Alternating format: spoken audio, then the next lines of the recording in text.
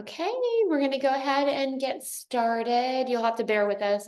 We may be admitting people, and while we get started, but we're going to introduce ourselves for anyone who doesn't know us. And I'm going to let Dr. Caudill introduce herself first, and then we'll talk a little bit about purpose and plans, and then we'll get started. So once again, questions at the end. And if you aren't muted, you all should be muted, but if you're not, just make sure that you are muted until we open it up for Q&A. Hi, everyone. Hope you're having a good lunch and hope you learned something from us. I am Dr. Yolanda Rivera-Caudill. I'm a pediatrician and lifestyle medicine physician, and I'm the founder of The Tiny Beat and then co-founder of Purpose and Plans.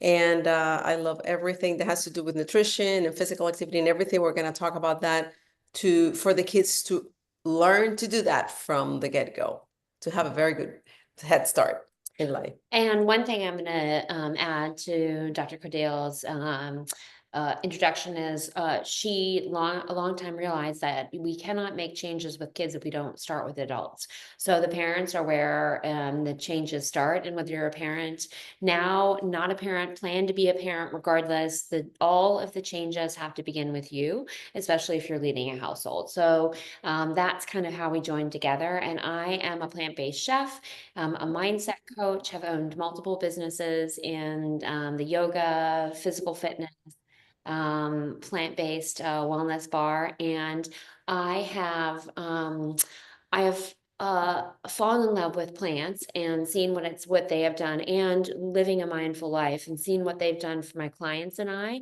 And it has been my mission to take our education and what we both have to offer when it comes to a plant forward, mindful life that offers a simple roadmap or provide a simple roadmap rather, and then and that is why we have joined together. So that was rambling, but now we're getting started. So how to get your gut in check. And there's an equation to it. And it's really, we're working just to make sure the audio is good. Give us a thumbs up if your audio is good on your side, because it seems like, can you hear us properly? All good? All right, well, we're not seeing anything, so that's good. Okay, wonderful. So, good, thank you. That's great. So the equation for a better gut, I think we all know, and we're starting to see more with popularized media and research, that the gut-brain connection is huge. And our gut is key and essential for our overall immune system, our immune health, our mental health, and our overall longevity. So we need to get our guts in shape. And all of the parts of these 5 pillars, which we talk about a lot, the diet, the connection, the mindfulness, the sleep, and the physical activity, all play a key and essential role in getting your gut in shape. So we're going to tell you some things that will really help you in each one of these little pillar areas that will help you to get your gut in better shape. Yeah, so one of the things that we want you to understand, that one thing alone, it's going to have the other things throw it off balance. So we need to be having all of them integrated to have a health overall, and all of them complement each other. If you improve your diet, you might improve some of the other pillars. Go ahead. Yeah, that's right. So just as we said, mindset, diet, connection, your sleep, and your movement. We thinking of things in isolation is really not beneficial, and it is about your whole health. So what impacts one part of our body impacts the whole body. That's just a basic. That's a basic for every system that we talk about. But I think we've all seen it on a personal level, and especially when you begin to be a little bit more mindful and take note, you will see that stress impacts your whole body. A poor diet impacts your whole body. So, what impacts one impacts the whole body. I'll let you talk about the gut-brain Yeah, axis. the gut-brain axis is something that it's been talked about more. I mean, when I started medicine, they talk, I mean, like the brain and the gut were 2 different things. And God forbid that we have anything to do with our gut. That was like such a nasty thing. But the more we know, that there is a direct connection via the vagus nerve. Mhm. So what we eat impact directly our brain. Our brain health is directly connected with what we eat, for good and for bad. Additionally, with the brain and the gut being connected, if we're stressed out or we have stressful situations and we're not able to find coping mechanisms or ways to alleviate that stress or lessen it, that impacts our gut as well. Yeah, and that's something that Yeah, has so been. stress wreaks havoc on the gut. And I think we all have seen on a personal level how, if you are leaving a stressful situation, your gut might feel like your belly might actually feel like it's in knots. And, if you have children, sometimes they'll say if they're nervous about something, their stomach hurts. So, and that happens with adults as well. So chronic stress wreaks havoc on the gut. It reduces, and here's the science behind it. So it reduces the gut microbial diversity, and diversity is a really key thing for a healthy and happy gut. And we'll get into that later with diet. And No, I was going to say, and there is, everybody has experienced this. Like when you're nervous, you either eat more or eat your stomach closes up and you cannot eat. So you feel like, you heard the expression, a gut feeling. There is a connection. And sometimes if you pay attention, you might start realizing how much more connection you have than you ever imagined. yes. And so, some other things to bear in mind about stress, and we're giving this foundation so you can really help to retrain your body and brain and become more mindful and catch stress in its tracks before it causes these, pretty terrible impacts. Contributes to systemic inflammation, increases permeability in the gut, and we want to keep that gut lining as solid as possible. And it's only one cellular layer thin, Mhm. and so we want to be sure that that we are wonderful.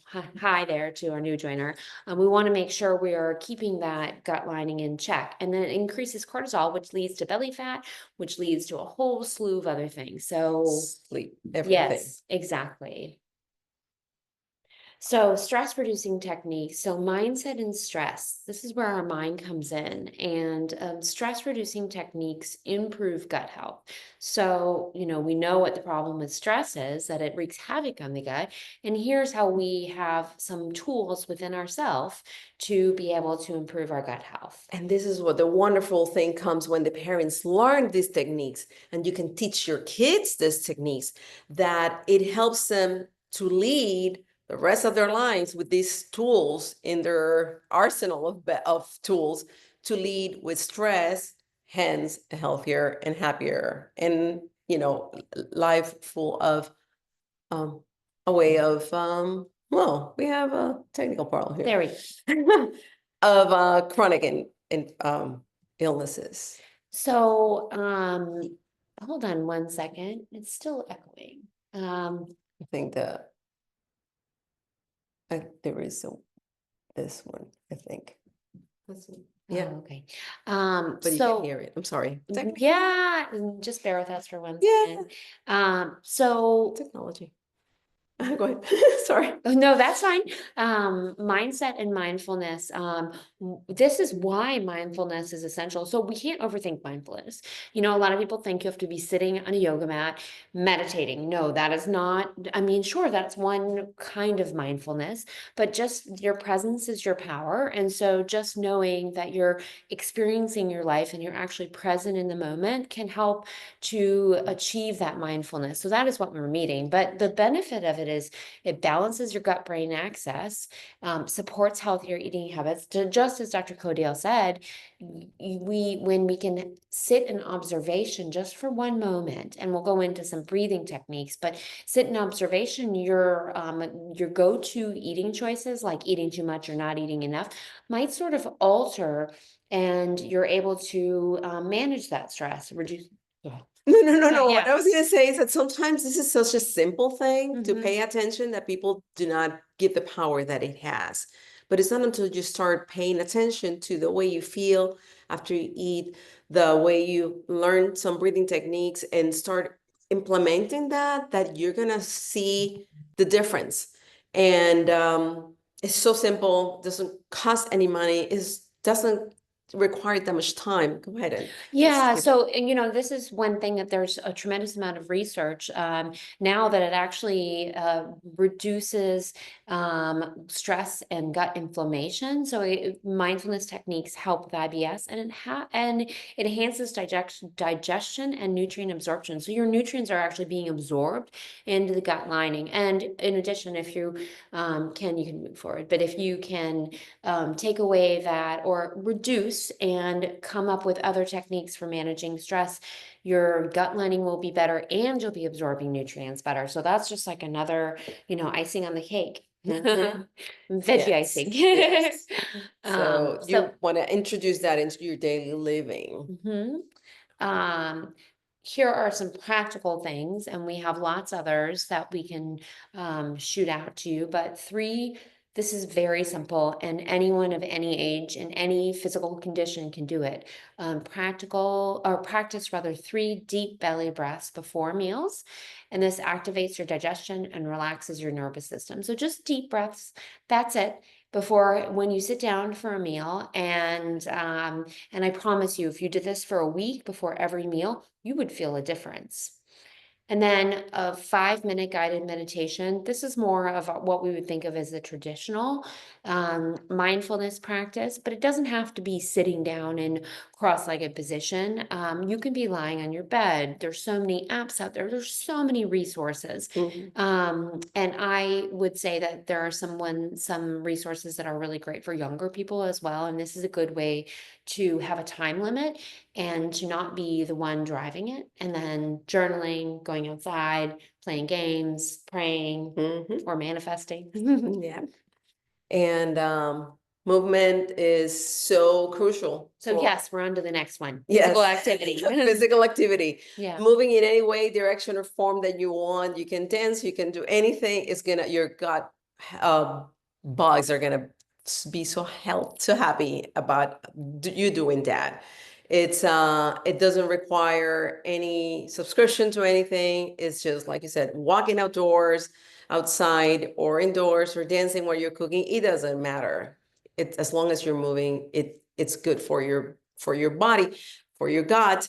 And even when you eat and when you walk after you have a meal, it helps your blood sugar. Even if you don't have any blood sugar problems, but it helps that to regulate that. So something so simple, walking after a meal. And we are talking a lot about gut permeability, and that's something that is a huge challenge that I think a lot of people aren't familiar with.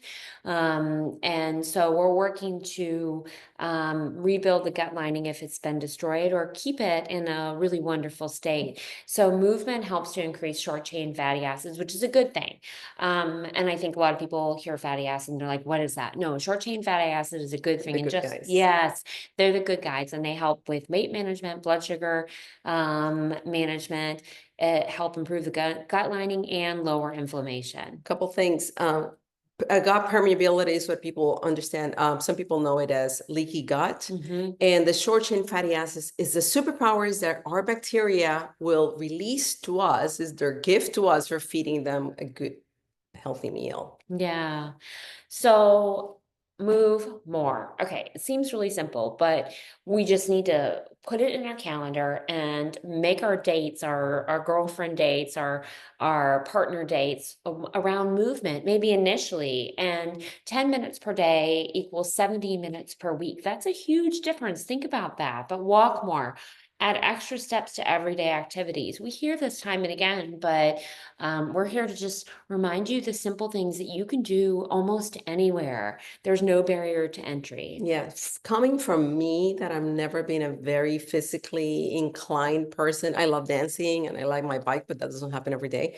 But putting it in my calendar made the difference. It makes it like it's something intentional, it's something that I need for me, that I want for me, and I end up enjoying it. I had never knew that I was going to enjoy that, but it's so important because the health of our bones depends on that.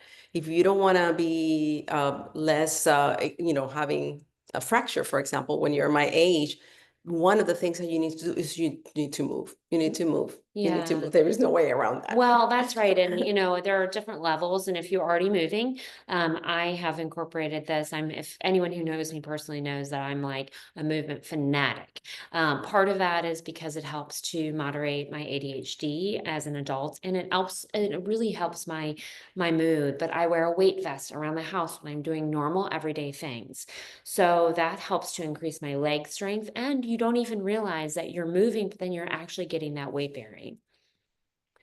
And of course, nourishment is what we have in our gut. What are those trillions of bacteria inside of our gut wants and need is a variety of plants, a variety of foods.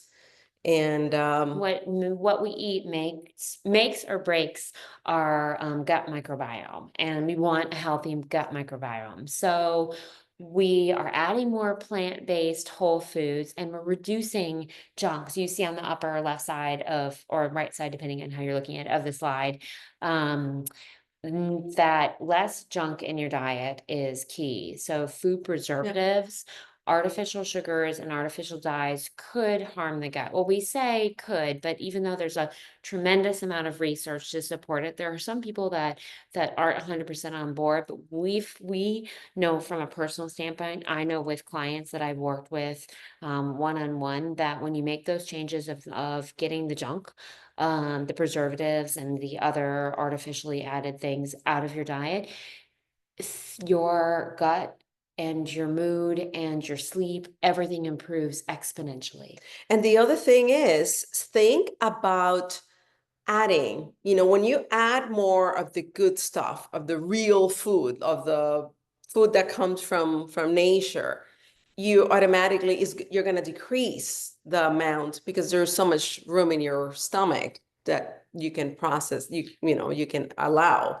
So concentrate in adding more than subtracting. When you add more of the good stuff, you're going to automatically subtract. Well, that's true. And we can dive in a little bit more about whole plant-based foods, but part of it goes back to the mindfulness that it is really crucial that we're turning around if we're buying packaged foods, that we're turning around our labels. And we actually have a full class on this, a workshop that you can access on our website about how to grocery shop, because some of the time you think you're making good choices, and if it's packaged food, you don't even realize if you're not turning around the label. So that's number one.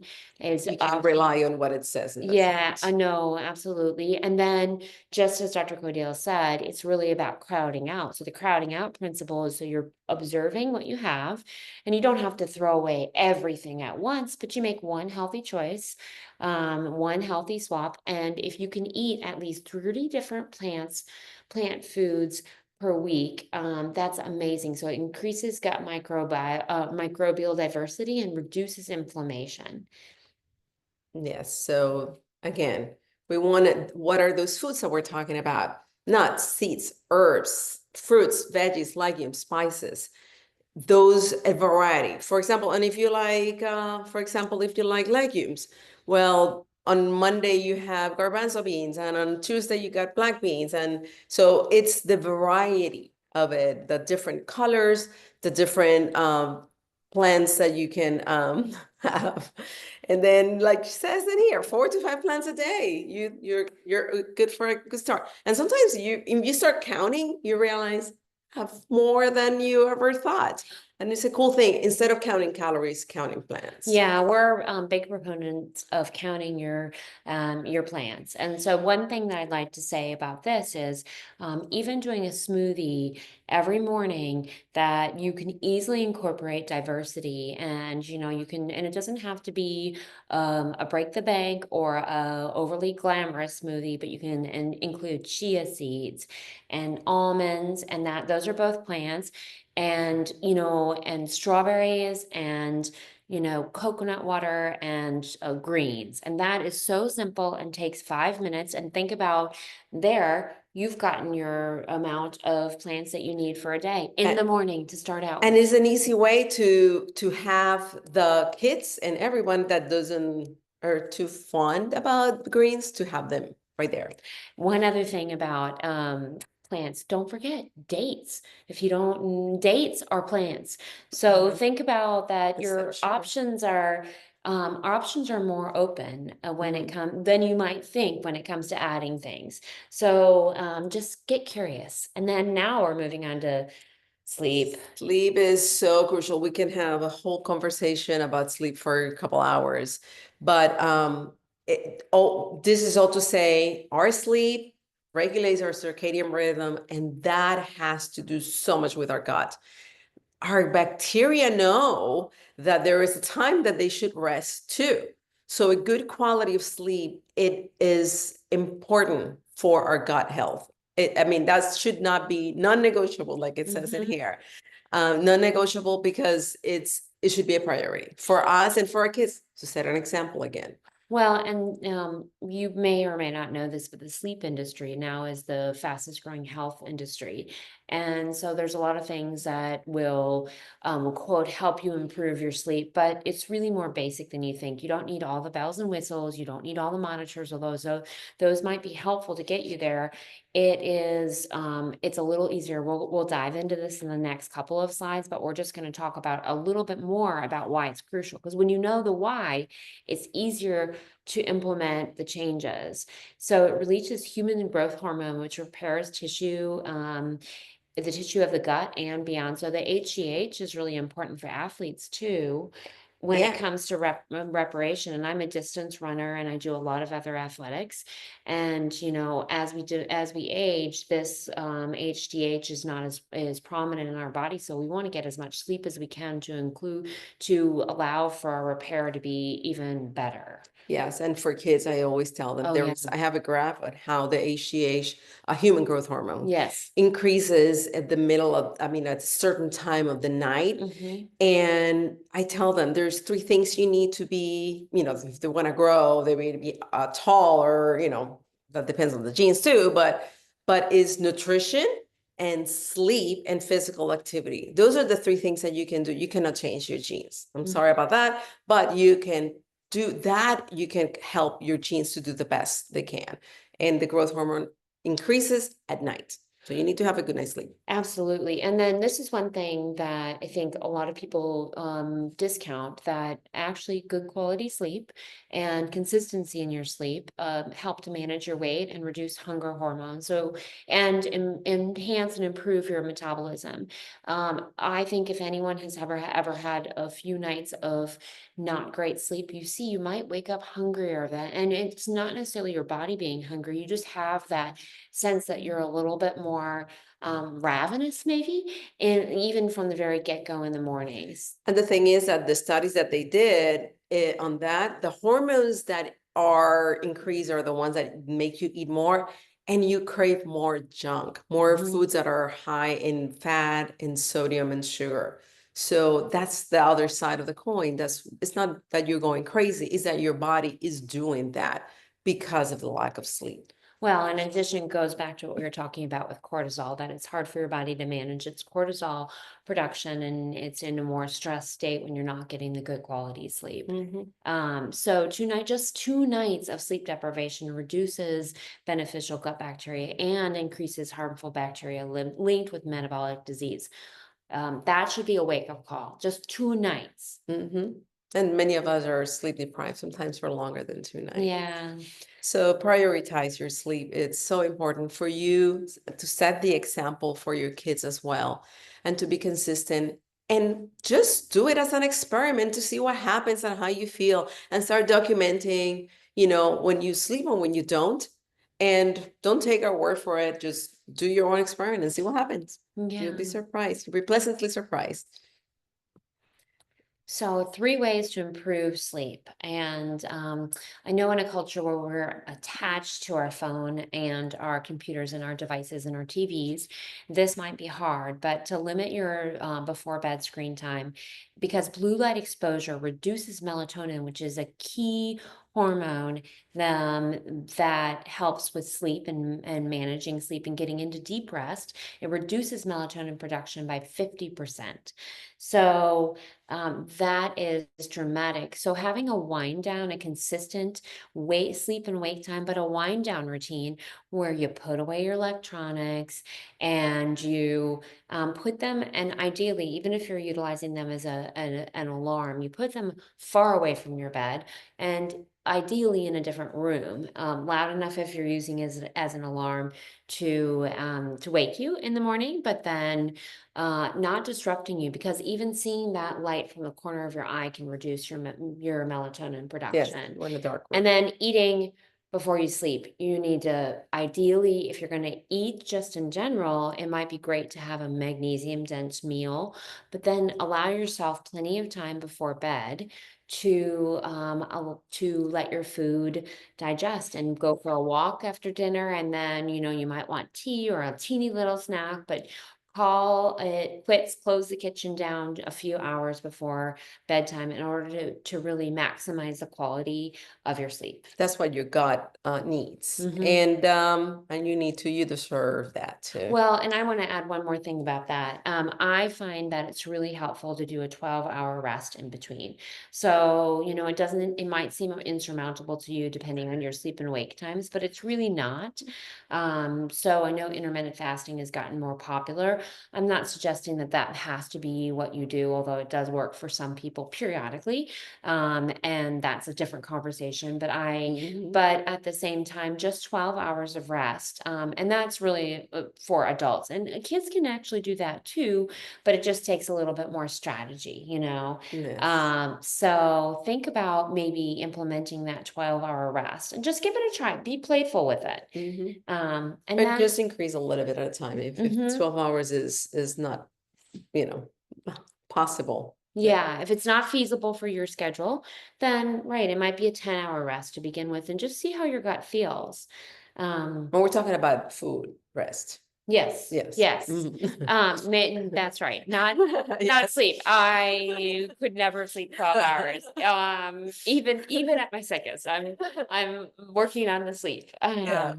And then the last one, which is really crucial and essential, and there's so much research now Yes. to prove that connection is key and helps or influences our overall health, but our gut health. And the most connected societies, the blue zones, are the most connected, and community is key for them. Yes, it's key for life, for healthy life. Mhm. Loneliness, it's been similar effects of the chronic stress, and we saw that during the pandemic times. And so it connection is something so important for our stress and for our brain health, that it's also affect the gut bacteria. Like, Laughter. So, I mean, something as simple as laughter. There are plenty of comedy podcasts. There's plenty of places to go out and about. I'm a big fan of stand-up, and I'm also a big fan of improv, but that increases the short chain fatty acid, which obviously, as we went over, is great for the gut. And then it lowers cortisol, which helps, connection lowers cortisol, which helps support a healthy gut. So we all want lower cortisol, and getting out there and getting engaged in the community in one way or another. And it looks different for every person. But finding what is your flavor and sticking with it and being consistent is it's really essential. And just as at the very bottom, you'll see Harvard find that people with close relationships have a 50% lower risk of early death. And this is a long-term study that they did. This is part of one of their long-term studies. this is an ongoing study for 80 years. It's been, and this is one of the biggest things that they say: relationships, connections. It affects all these pillars that we mentioned before. I mean, of course, nutrition, the only way it affects it is that if you're very stressed out, you might eat more. Mhm. So if it releases your stress, it releases your level, that your need to be eating out of anxiety. So connection affects all the pillars. Well, and I find that something is simple. I like to multitask, and multitasking is not realistic in everyday life. But if we're talking about connection, I like to be at the gym with in a group class with my friends, and that's connection and movement, and sometimes laughter, especially if it's dance. And that's the thing that you can make all these connections in all these pillars. You can make them together when Mhm. you're with family, with friends, and you're joining a happy, not a happy meal. This doesn't sound right, but a healthy meal. And something, and then after that, let's do all this walk for, for a little bit after we had that dinner, that meal. So all these things are intertwined, and they work together, and that's, in Japan, the moais, all these things in these blue zones, they've proven that. Again, this is what we're talking about. All these connections, all these things are so intertwined in all together. You cannot have one without the other. It's all a big spaghetti bowl. Right. So we're going to go focus on one pillar at a time. We just want to know that we can't do everything at once. It's not realistic. So focus on one. But just as Dr. Caudill said, there's a way to intertwine all of them together. And maybe as a family or as an individual, list a few things in each of these pillars that you might want to consider incorporating into your life. You don't have to do them all at once, but sometimes when you just write them down, oh, I know I can add these more plants. I know that I can cook with friends and make a dinner in. I know that I can walk with Whatever, my mom, whatever's easier. Yeah, I Yes. mean, And the other thing is that for what it might be good for me, I mean, not necessarily it's not good for my family, but what I want to prioritize for me, I can do one thing for me, and then I can do, as a family, we can prioritize another thing. That, okay, I'm doing this for myself. I'm gonna go to the gym once a week, and that's my me time. And for my family, we want to start practicing one. We're gonna eat a new veggie. We're gonna discover this new veggie this week, and we're gonna put the kids to look for recipes and stuff like that, and let's make it fun. well, and this is one thing that I think we all need reminding, especially if we are in charge of a household or a family or even a work team, that if you're not filling your cup, and that means that you're addressing all these pillars, you cannot be a service to anyone else, and you are hurting your gut at the core of it. But then, in addition to it, you're just half of who you could be, if that. And so you can't fill other people's cups and look at the cup half full if your personal cup is empty. Absolutely, absolutely.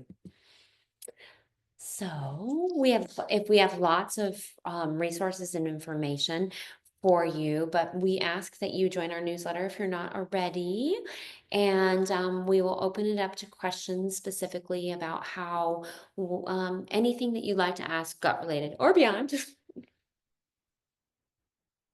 How do we do this? Maybe raise your hand and unmute yourself. I think you're able to unmute yourself. Oh, you can write it in the chat. And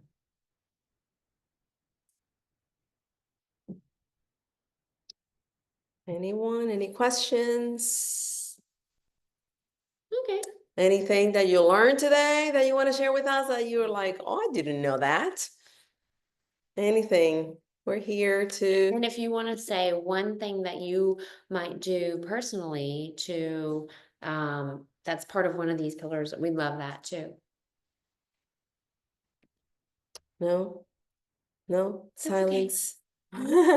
Well, we have some. I'll say one. I couldn't get unmuted. Sorry, it's Adrian. Okay. I already text my local family group to go on a stroll today. Good. That's wonderful. I think that, I mean, just something that small, and then maybe even making it a consistent habit that Wednesdays are your wellness Wednesdays and you go on a family stroll. But that is amazing. Kudos to you. Yes. Alyssa's asking about the red light. I don't know what.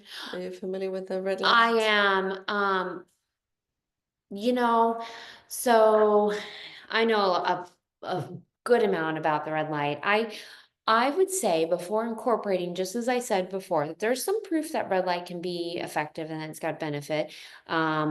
But I would say before adding all the bells and whistles, getting the foundation in check, and it's easy to fall prey to what's on social media, that we need a red light, that we need a tracker, that we need X, Y, and Z, that we need this vitamin in order to be healthy. And if you do not have the foundation in place, and I can send you personally, if you send me a message, I can send you information about it.